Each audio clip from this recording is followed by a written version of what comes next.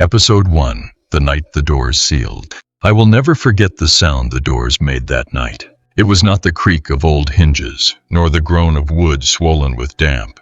It was a snap, final, metallic, absolute, like the strike of a judge's gavel sealing the fate of the condemned. The church locked itself, and no one, not even the priest who held the keys, could force it open again. The village of St. Maria had always gathered at dusk to pray. That evening was no different. Candles flickered against the stained glass windows, their flames bending as though pushed by a breath none of us felt. We were 30 souls inside, kneeling, waiting for the service to begin. Then the wind rose. It swept through the nave, though no door had opened, carrying the smell of burnt incense mixed with something metallic, like iron or blood. And then came the sound. Clang. The heavy oak doors swung inward, then slammed shut so hard the floor shook beneath our knees. Locks rattled into place on their own. Chains we had never seen before snaked across the handles, twisting like serpents and snapping tight. Mothers clutched their children. Men stood, pale and useless, as if their faith had been knocked from their bones. "Father Elias?" someone called out. The priest should have been at the altar by then, but his chair was empty, the pulpit bare. His vestments, folded neatly on the bench, looked like skin shed by a creature that had crawled away. The whispers began almost immediately. Some said the devil had taken him. Others claimed God himself had sealed the church to protect us from what was outside. I, however, could not shake the feeling that it was not outside we should fear. We tried the windows. Each one was bolted, the stained glass now dark, as though painted over from within. No moonlight passed through. The choir loft above us groaned with unseen weight, though no one had climbed its steps. Then came the first voice. It was low, stretched thin, seeping from the walls like water through stone. "Confess," it breathed. We froze. No lips moved among us. Yet the words circled the nave, swelling into the rafters until even the candles quivered in their holders. One of the elders fell to his knees, babbling apologies for sins none of us wished to hear. His voice broke into a scream when the floor beneath him shuddered, a crack splitting the tiles where he knelt. We dragged him away, but the fissure remained, black, deep, humming like an open mouth waiting for more. I stood there paralyzed, the taste of ash and salt thick on my tongue. The church, once our refuge, had become something else. A mouth, a trap, a confessional we could never leave. That was the night the doors sealed. And that was the night I learned that faith can imprison just as fiercely as it can save. Episode 2. The Priest Who Vanished During Mass. The morning after the doors sealed, we gathered again, not out of devotion, but because fear had bound us tighter than any chain. None of us had slept. We sat huddled in pews, watching the altar like condemned prisoners awaiting a verdict. The crack in the floor still yawned black, untouched, as though it had been there for centuries. Then, just as dawn's light should have broken through the stained glass, Father Elias appeared. He did not walk through the doors. Those remained locked and bound with chains that pulsed faintly, as if alive. Instead, he stood suddenly at the altar, facing us, his hands raised for silence. His face was pale, stretched thin like wax too near a flame, but it was his eyes that unsettled me most, vacant, as if he had borrowed them from a corpse. "My children," he began, his voice trembling yet echoing unnaturally loud. "We must continue the Mass." And so we obeyed. Fear made us docile. He recited the opening prayers, though some words sounded twisted like Latin spoken backward. The choir loft echoed with voices we could not see, filling in the hymns with harmonies that bled into screams. Still, no one dared move. When the time came for the homily, Father Elias placed both hands on the pulpit. His fingers trembled. "Confession has begun," he whispered. But before he could say more, the church reacted. The candles dimmed. The walls vibrated with a sound like grinding teeth. And then, before all our eyes, Father Elias vanished.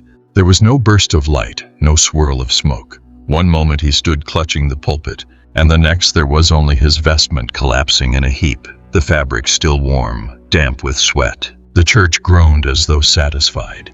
A woman screamed his name. Another man rushed to the altar, pawing through the discarded garments as if the priest had merely shrunk inside them. But all that remained was a gold crucifix cracked down the middle, lying in the folds of cloth. We argued, panicked, prayed, cursed. Some swore he had been taken by God, others whispered the devil's name. I could not believe either. What I felt, standing in that suffocating air, was worse, that the church itself had consumed him. As if to confirm my dread, the organ thundered. Its pipes blasted a hymn of mourning, though no one sat at its keys. Dust fell from the rafters. The crucifix trembled on the altar, then split cleanly in two, each half sliding away as though rejecting itself. I remember clutching the pew so hard my knuckles bled. I remember the taste of iron in my mouth as though sharing the fate of our priest. And above it all, the whisper returned, circling the nave like a serpent. Confess or be taken. That was the last time we saw Father Elias, and the first time we realized the church had chosen its flock not for salvation, but for sacrifice. Episode 3. Whispers Through the Stained Glass. I had always loved the windows of St. Maria's Church. Their colors, ruby, emerald, sapphire, told stories of saints and martyrs. They had been painted, so the elders said, by hands guided by God himself. But after Father Elias vanished, I could no longer look at them without feeling watched. The first whisper came at sunrise. Light pierced through the panes, painting the floor in fractured colors. At first it seemed beautiful, almost comforting. Then I noticed how the reds bled darker than usual, closer to the shade of fresh wounds than holy fire. And in the silence of our uneasy prayers, I heard it.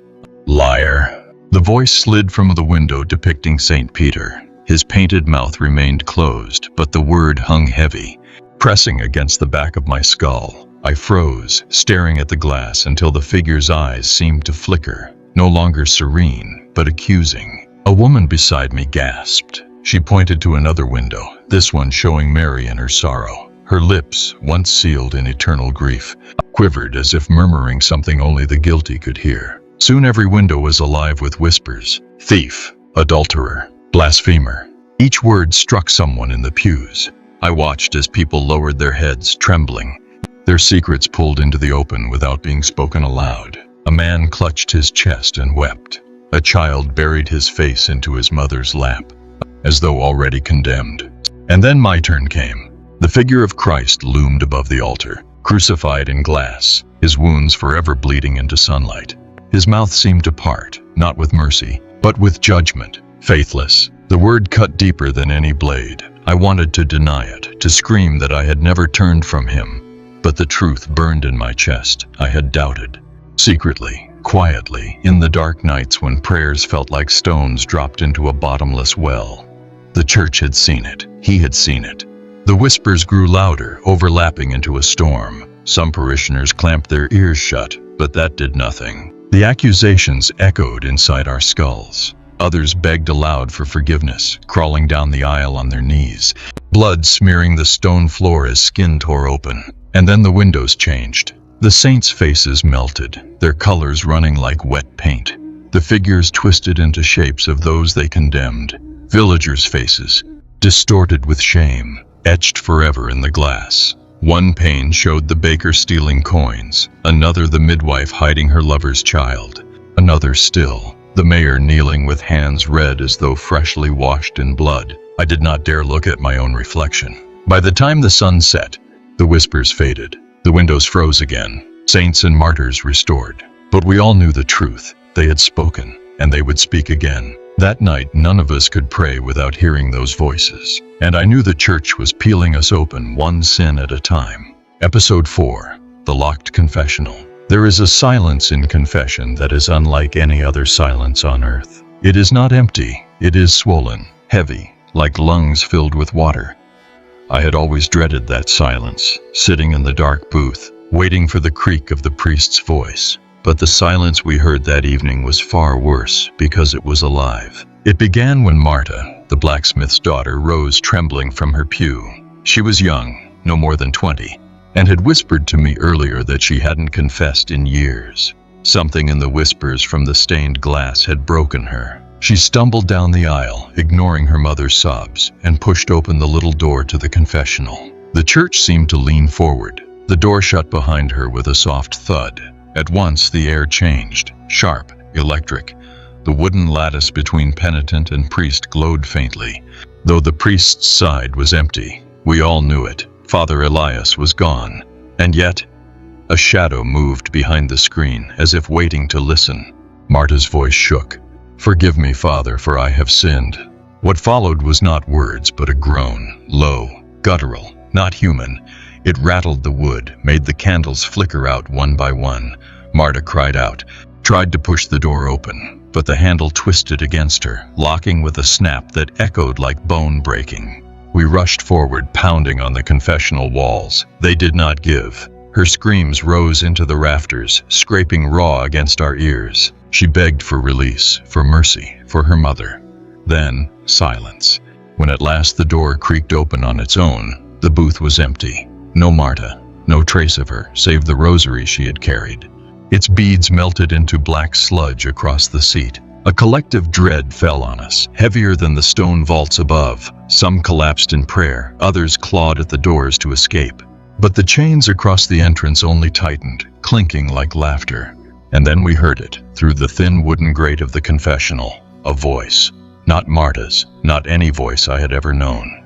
It was calm, almost soothing, the way water sounds before it drags you under. One by one, it whispered, "Confess or vanish." The booth door swung wide again, inviting. Its shadows stretched across the aisle like hungry fingers. No one dared move. We huddled together, hearts slamming in unison, watching the confessional as though it were a mouth waiting to swallow the next soul. I remember clutching my chest, whispering to myself that I would never step inside. But deep down, I knew the truth. Sooner or later, the church would decide. None of us could hide forever. That night, as the candles guttered and died, I heard the booth breathe. Inhale, exhale, patient, waiting. And I understood. The church was no longer a house of prayer. It was a prison of judgment. Episode 5. The Bible that couldn't be closed. The Bible had always been the heart of St. Maria's church. It rested on the altar, its pages worn smooth by generations of trembling fingers. Every sermon, every prayer, every oath seemed to begin and end with that book. But after Marta vanished in the confessional, the Bible changed. Or perhaps it revealed what it had always been. It began with a sound, flutter, flutter, flutter, as though invisible hands riffled through its pages. No one stood near it. Yet the book lay open on its own, caught between two passages we had heard 100 times before, betrayal at Gethsemane and the blood of the crucifixion. It refused to move beyond those verses, as if the story of Christ ended not in resurrection, but in suffering. Father Elias's crucifix still lay cracked on the altar beside it, the two halves pointing in opposite directions. A boy, naive, foolish, desperate for normalcy, stepped forward. "It's just a book," he whispered, reaching out. His small fingers brushed the parchment. The Bible slammed shut with a thunderclap that rattled the chandeliers overhead. The boy shrieked, clutching his hand. The skin blistered as though seared by flame. When we tried to close it again, it resisted. The spine bulged. The leather binding groaned like an animal in pain. Every attempt to press it shut made the floor quake beneath us. Finally, it burst back open, as if mocking our efforts, and blood seeped from its spine, thick, dark, metallic. The letters on the pages shimmered, words rearranging themselves into sentences no scripture had ever held. "You will not leave," the text declared, "until the last word is spoken." One of the elders fainted. A woman tore at her hair, sobbing that God was testing us. But I knew in my marrow this was not a test. This was a verdict. The Bible stayed open through the night. The candles, which should have burned down to waxy stubs, remained frozen, flames rigid, shadows sharp, as though time itself bowed to the book. Some knelt before it, begging forgiveness. Others cursed it, spitting onto the altar until the spit hissed and smoked. I could not kneel. I could not curse. I only stared at the words shifting like snakes across the page, until one line fixed itself before my eyes. Confession is not spoken. It is given. And beneath it, the parchment tore open, splitting like flesh. From the wound dripped not ink, not blood, but whispers. They coiled into my ears, reminding me of every doubt I had ever buried, every prayer left unsaid, every sin unnamed. By dawn, the Bible still lay open, bleeding quietly, its words alive. And I knew we were no longer reading it. It was reading us. That morning, no one dared touch the book again. Not because we feared it wouldn't close, but because we feared what might happen if it finally did. Episode 6. The Organ That Played by Itself. The organ had always been a solemn voice in our church, a companion to the hymns of our dead and living. I remember as a child sitting in the pews, feeling its music lift the rafters, carrying prayers heavenward like doves. But after the Bible bled on the altar, the organ no longer sounded like a voice raised to God. It sounded like something clawing its way out of the grave. It began just past midnight. We had huddled together for warmth, though no fire would light in the hearths. No matter how many times we struck the flint, the air was so cold it stung to breathe. Then, from the loft above, came a note. Low, hollow, like breath forced through a throat slit open. At first I thought it was the wind, but then came another note and another, forming a melody too deliberate to be chance. The organ played by itself, keys sinking down though no fingers touched them. We stood frozen, necks craned upward. The loft was empty, yet shadows flitted across the pipes, black figures darting too quickly to follow. The hymn it played was one we all knew, Dies Irae, the Day of Wrath. But the notes were twisted, stretched until they curdled into something monstrous. One by one, the villagers began to shake. Some fell to their knees, clutching their heads as if the sound drilled into their skulls. Others covered their ears, but it didn't matter. The music was not in the air, it was in us. I felt it in my chest, vibrating against my ribs, forcing my heartbeat to sync with the tempo. My breath came short, ragged, each inhale dragged by invisible strings. I wanted to scream, but the music stole even that. Then came the voices, not sung, not chanted, wailed. They rose from the pipes, 100 souls moaning in unison, their agony weaving with the notes. The organ bench trembled as if someone sat upon it, though it remained empty. I swore I saw indentations form in the cushion, as though pressed by invisible weight. Suddenly the hymn shifted. The organ played faster, fiercer, every note striking like a hammer. Candles toppled, glass rattled. The cracked crucifix on the altar shuddered as if to split again. And then, the final chord. It slammed into us with the force of thunder. Windows shook but did not break. Instead, the stained glass figures leaned forward, their mouths wide, their faces contorted, as though the music had filled them with torment. When the sound finally stopped, silence crashed down. Yet the silence was worse, for I could still feel the music crawling under my skin, thrumming in my bones. I realized then, the organ hadn't been playing for us. It had been playing through us. That night, no one dared sit near the loft again. But I could not shake the thought that the organ had not finished. It was only tuning us for the next song. Episode 7. The Baptism That Drowned the Innocent. The baptismal font had always been the gentlest place in our church. I remembered watching infants dipped into its shallow water, the priest's hands steady as he murmured blessings, the parents weeping with joy. It was a ritual of beginnings, of life. But after the organ played its cursed hymn, the font became something else entirely. It happened on the feast of St. Agatha. The villagers believed if we carried on our rituals, perhaps the church would release us. So when a young mother brought her infant forward for baptism, no one stopped her. Maybe we were desperate for hope. Maybe we were already too broken to resist. The mother's name was Clara. Her boy, swaddled in white, did not cry. He stared with wide, trusting eyes, as though he already knew what awaited him. The font gleamed in the candlelight, filled to the brim though none of us had poured a drop. Its surface was unnaturally still, reflecting our faces like a black mirror.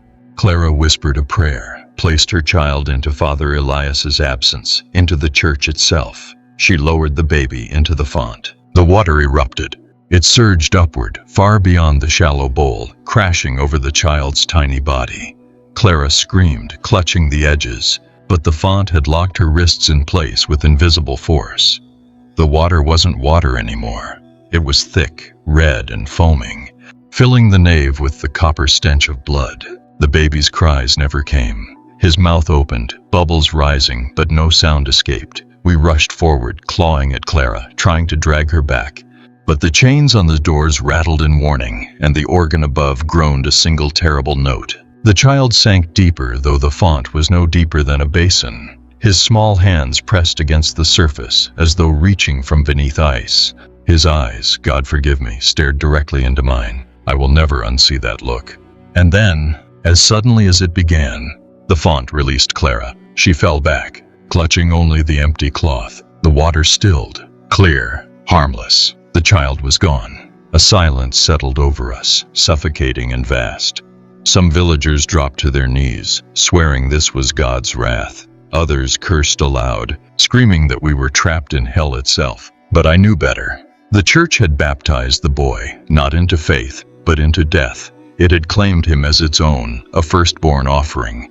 That night we sealed the font with heavy cloths, though I knew it would not matter. We heard it gurgling in the dark, like a throat swallowing. Some swore they saw tiny hands pressing up from beneath the cloth, as though the baby had never stopped reaching. And in my dreams I heard him crying at last, not for his mother, not for us, but for more company in the water. Episode 8, The Candle That Burned Backwards. After the baptism, we dared not light the candles. Their soft glow, once a comfort, had become a reminder of how fragile our faith was in the dark. But the church allowed no silence, no stillness. On the third night, the candles lit themselves. It began with a hiss, faint as breath. Wicks flared to life in perfect unison, lining the altar, the pews, even the steps of the pulpit. Yet the flames did not rise upward. They pointed downward, stretching toward the base of the wax. And then we saw it. The candles were burning backwards. The wax did not melt and drip as it should. Instead, it pulled itself upward, as though time had reversed, climbing the taper and gathering at the flame. With every inch that rose, the light dimmed, shadows thickening along the walls. I leaned closer to one. That was my mistake. The smoke did not rise. It slithered down, curling across the stone floor like ink spilling through water.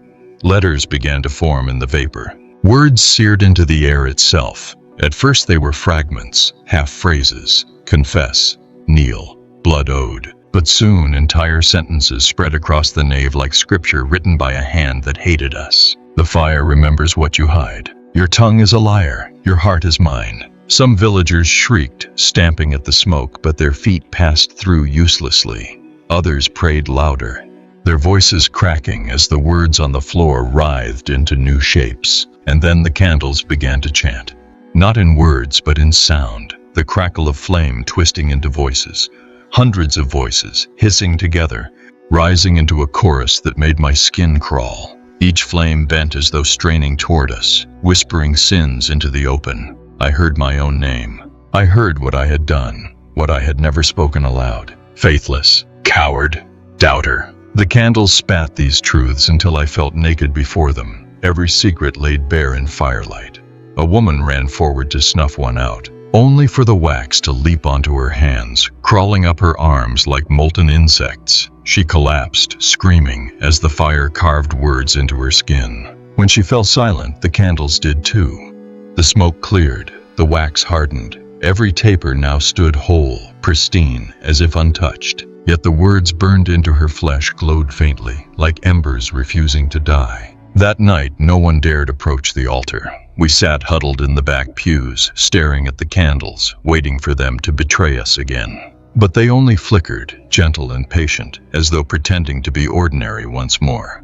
I tried to pray. The words died on my tongue. All I could think was this: the candles had reversed their burn because time itself was turning against us. Each flame was not light, it was a clock. And every backward flicker brought us closer to an ending none of us would escape. Episode 9, The Choir That Sang Without Voices. There was a time when the choir was the pride of St. Maria. Their voices soared each Sunday like silver bells, weaving hymns that lifted us beyond the weight of our sins. But after the candles burned backwards, the loft above us grew silent until the night it wasn't. It began with a hum, low, fragile, like the vibration of a string plucked somewhere far beneath the floor. At first I thought it was only in my head, some echo of dread that had lingered too long. But then the hum rose, spreading across the nave, resonating in the wood of the pews, the bones in our skulls. One by one, the notes multiplied. Sopranos, altos, basses, an entire choir blooming from nothing. We turned our heads toward the loft. It was empty, as it had been for days. No lanterns lit, no faces looking down. And yet the voices swelled, weaving into a hymn that none of us recognized. It was not Latin, nor Spanish, nor any tongue known to man. The words twisted like smoke, curling and unraveling even as they reached our ears. Still, their meaning was clear. I felt it not in my mind, but in my marrow. A call to surrender, to open ourselves to whatever the church demanded. The villagers trembled. Some wept openly, their hands raised as if welcoming salvation. Others clutched their ears until blood streaked their cheeks, trying to shut out the song that seeped through their very bones. I wanted to resist. I wanted to scream, but the music took hold of my throat, forcing a sound from me. A note, one I had not chosen. My voice rose without my consent, joining the phantom choir. I was not alone. All around me, men, women, children, every soul in the church began to sing. Our mouths stretched wide, our chests heaved. But the voices pouring out of us were not our own. They were deeper, layered, hundreds more than the bodies present. It was as though the dead had borrowed our lungs, forcing their hymn through our flesh. The air quivered with power. The stained glass shook. Cracks raced across the altar tiles. And above us, the loft seemed to sag, bowing under the weight of unseen singers pressing down. Then, as suddenly as it began, the hymn cut off. Silence dropped heavy, suffocating. We collapsed where we stood, gasping, throats raw though we had not spoken our own words. But the silence did not last. From the loft came one final sound, applause. Slow, mocking, hands that did not exist clapping in the dark. The echo rang through the church, cruel and triumphant. I stared upward, heart hammering, certain of one thing. The choir had not vanished. They had never left. They were waiting above us still, voiceless no longer, only voiceless because they were using ours. And in that moment, I realized the truth that chilled me more than any hymn. We were not the congregation anymore. We were the instruments. Episode 10, The Relic That Dripped Blood. The Church of St. Mireia was poor, but we held one treasure. A relic said to be the finger bone of St. Aurelius, sealed in a gilded reliquary. For years it had been our pride, carried in processions, kissed by the faithful. It was meant to be a source of blessing, but blessings have teeth when faith turns sour. On the night after the phantom choir forced us to sing, the relic began to bleed. It started as a single crimson drop, sliding down the glass of its case. At first I thought it was a trick of the candlelight, until another drop followed, and another, gathering at the base in a slow, steady rhythm. By morning, the reliquary sat in a pool of dark red that never dried, never congealed. Some villagers fell to their knees, praising it as a miracle. "The saint intercedes for us," they whispered, pressing their foreheads to the floor. But I could not bring myself to kneel. The smell was not holy. It was sharp, metallic, rancid, the smell of wounds. When one man dared to touch the blood, he screamed. His fingers blistered, nails blackening as though the relic had rejected his unworthy flesh. He staggered back, clutching his ruined hand, while the reliquary shivered on the altar as if amused. The drops grew heavier. The bone within the glass turned dark, cracks splintering its surface. Soon, the blood no longer trickled. It pulsed, spurting in time with a heartbeat we could not see. It spattered the altar cloth, ran in rivulets across the stone, and formed words. Judged, forsaken, ours. Each word appeared, then melted back into the floor. The villagers began to argue, shouting that God was punishing us, that demons had taken root in our midst, that one of us was to blame. Fingers pointed, accusations flew. The church listened. The blood responded. When a woman cried out, naming her neighbor as a thief, the relic bled faster, the pool stretching toward his feet like a hungry tide. He tried to flee, but the doors clanged shut, chains tightening as if eager to bind him. The blood rose, swirling around his ankles, climbing higher as he shrieked for mercy. We pulled him free, dragging him onto the pews, but the blood had left its mark. His legs were carved with symbols, letters none of us could read, glowing faintly like embers. He would not stop convulsing. By dawn, he was still alive, but hollow-eyed, his mouth whispering prayers in a voice that was not his. From that moment, no one dared to accuse aloud. But the relic had tasted something. It wanted us to turn on one another, and I knew deep down that it would not rest until every secret was dragged into the open, written in blood. That night, as I tried to sleep on the cold stone, I heard the reliquary pulse in the dark, not like a heart, like a drum, beating time, waiting for the next confession. Episode 11, The Sermon No One Preached. By then, the church had already taken from us our priest, our children, even our voices. Yet still, when Sunday came, the villagers gathered at the pews as if ritual could save us. We clung to routine like drowning men to driftwood, but the pulpit was empty. There was no one left to preach, and still the sermon began. It started as a murmur, low and indistinct, like the rustle of wind through dry leaves. The sound rose from the walls, threading itself through the cracked stone. Then the pulpit shook, its wood rattling as though someone unseen had placed their hands upon it. The voice that followed was not Father Elias's. It was deeper, layered, like a chorus trapped inside a single throat. Each word scraped against the marrow of my bones. You are not forgotten. Some villagers wept at those words, clinging to the fragile hope that God himself had finally spoken. But as the sermon continued, that hope soured. You are marked. You are weighed. You are found wanting. The pulpit glowed faintly, the wood splitting to reveal veins of fire crawling beneath its grain.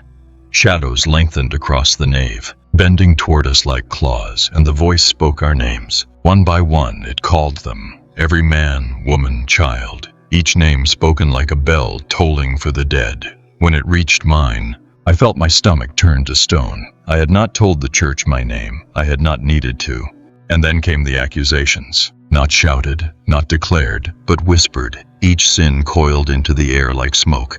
A man's theft of grain, a woman's betrayal of her husband, a boy's cruel delight in killing sparrows. Secrets we had buried, dragged out like corpses from shallow graves. The villagers cried out, covering their ears, but the words wormed their way inside. Confess, the voice demanded. Confess, and the weight may be lifted.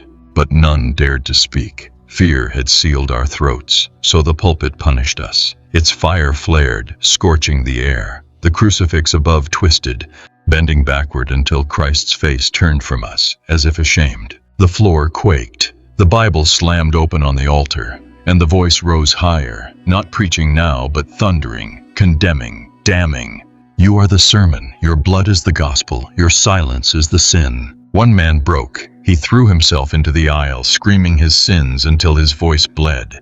The moment he finished, the pulpit fell still. A hush swept the church. We stared, waiting, hoping he might be spared. Instead, the tiles split beneath him. His body plunged into darkness. His scream was cut short. The crack sealed itself, leaving only silence. The sermon was over, but its message lingered, carved into our hearts like scripture. Silence would no longer protect us. The church demanded confession, and it would have it, one way or another. Episode 12, The Night We Were Locked Inside. The church had always been locked from within, trapping us, holding us like cattle penned for slaughter. But on the 12th night, I realized the truth. This time, the locks were not meant to keep the world out. They were meant to seal us in forever. It began with the bells. They had not rung since the doors first sealed, yet that night they tolled of their own accord, low, heavy. Each strike shuddered through the stones like the beat of a colossal heart.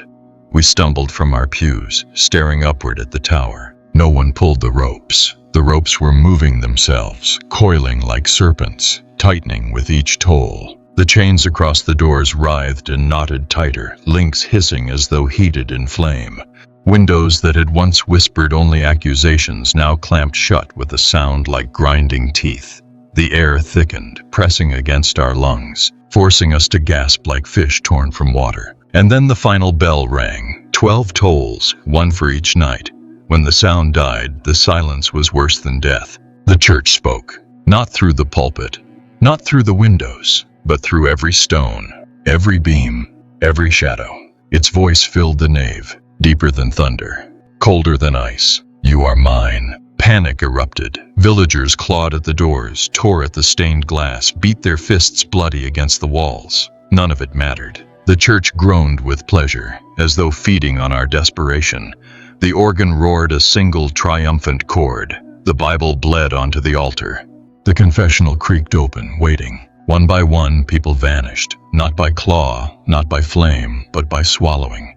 The floor split, the pews opened like jaws, the very air folded in on itself. A mother clutched her child only to watch him dissolve into shadow between her arms. She screamed until her throat tore, but her voice too was consumed.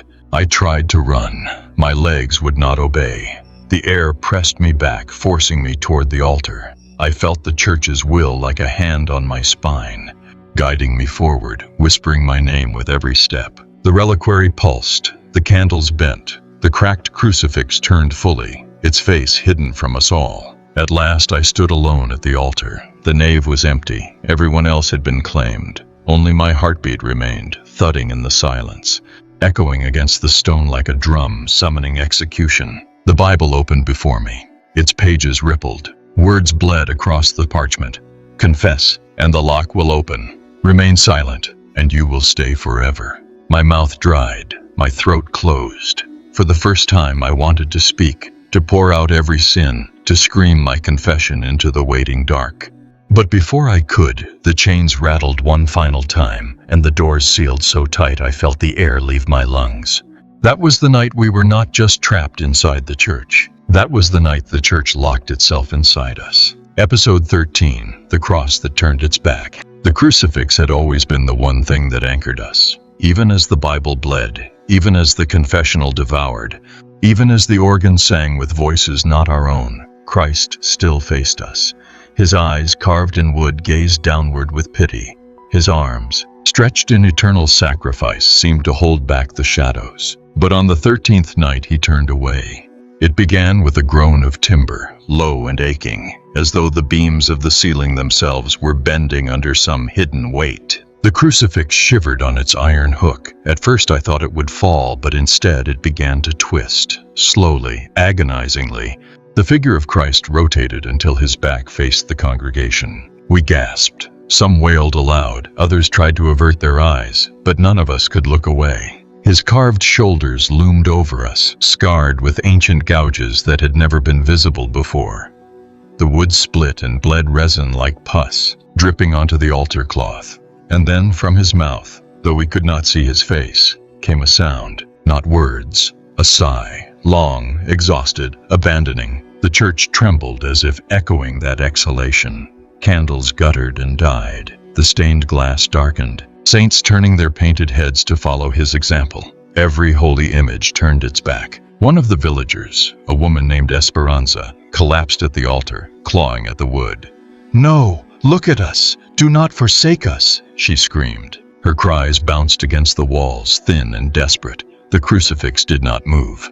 Then the punishment came. The shadows lengthened, crawling up the pews like black vines. They wrapped around Esperanza, lifting her screaming body into the air. She clawed at nothing, her eyes wide with terror, until her head bent back at an impossible angle. Her voice gurgled into silence. The shadows lowered her gently onto the altar as though offering her corpse. The Bible snapped open beside her and blood poured across the pages. One word formed in the red script: abandoned. That word spread like fire through us. Mothers clutched their children. Men cursed beneath their breath.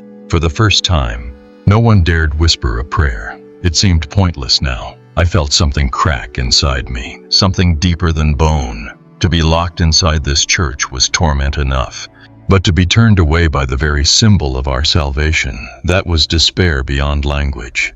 I looked at the crucifix's back, the carved ridges of suffering, the turned head that refused to see us, and I realized the truth. Christ was no longer suffering for us. He was suffering from us. And as the church shuddered with satisfaction, I felt its message settle in my chest like ash. We were no longer his flock. We were his burden. Episode 14. The last prayer that wasn't heard. Hope is a fragile thing. Even after the crucifix turned its back, some still clung to it, whispering that if we prayed together, every soul at once, perhaps God would break through the church's grip.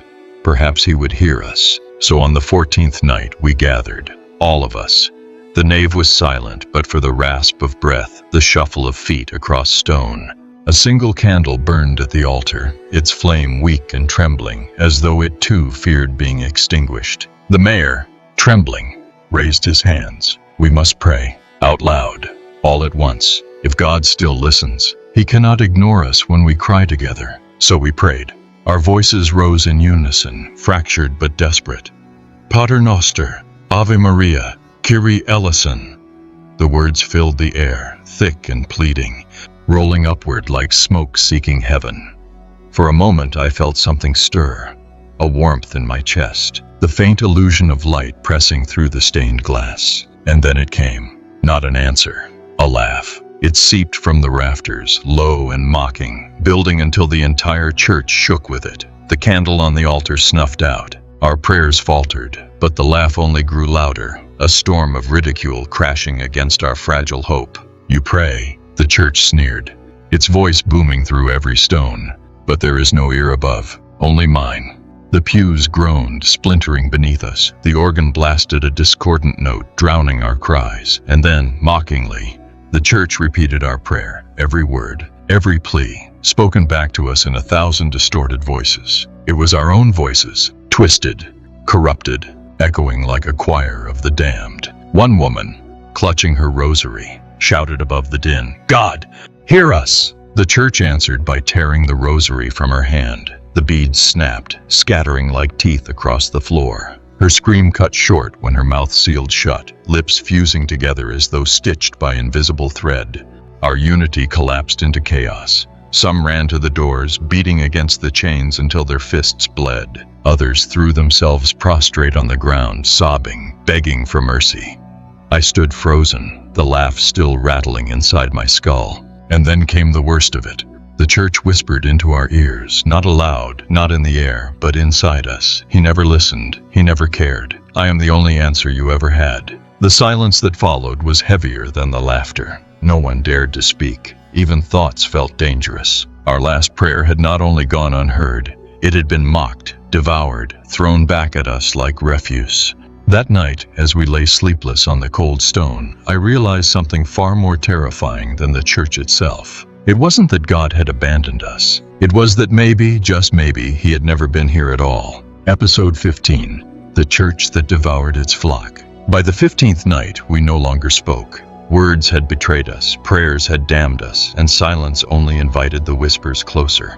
We sat in the pews like statues, waiting. But the church was not finished. It wanted an ending. The air thickened until it was hard to breathe, every inhalation scraping like glass in the lungs. The candles lit themselves, flames bending inward, all pointing toward the altar.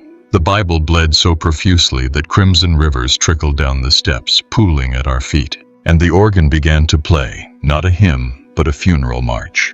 Ours. The doors rattled, chains clinking like excited laughter. The stained glass windows pulsed, their saints shifting into grotesque masks of hunger. And the crucifix, still turned away, shuddered as though trying to shake Christ free of its wood. Then the church spoke, not as voice but as breath, warm and rancid against our necks. It is time. The floor split open, yawning into a pit of blackness that stank of rot. One by one the pews tilted, sending villagers tumbling into the abyss. Their screams spiraled downward, echoing long after their bodies vanished. I tried to grab them, but the shadows coiled around my wrists, slick and alive, pulling them from my grasp. The confessional door slammed open. From within came hands, not human, not flesh, but shadows in the shape of hands, dragging more souls into its mouth. The reliquary shattered, St. Aurelius's bone crumbling into dust, and from its fragments erupted a fountain of blood that sprayed across the nave, baptizing us in damnation. The organ's final chord thundered. The windows burst outward, not shattering but opening like jaws, their colors stretching into teeth. From them poured a sound, wailing, endless, the voices of every villager who had ever died here. They rose like a tide, screaming in unison as the church feasted. I clung to the altar, the last one left standing. My hands slipped in the blood, my body shaking, and then the crucifix fell. It crashed upon the altar, face still turned away, its weight splintering the wood beneath me. The impact threw me down, sprawled across the Bible. Its pages turned, the letters shifted, and there, written in blood, I saw the final verse.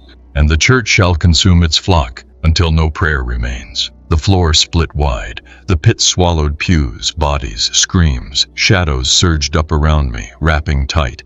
dragging me toward the blackness yawning below.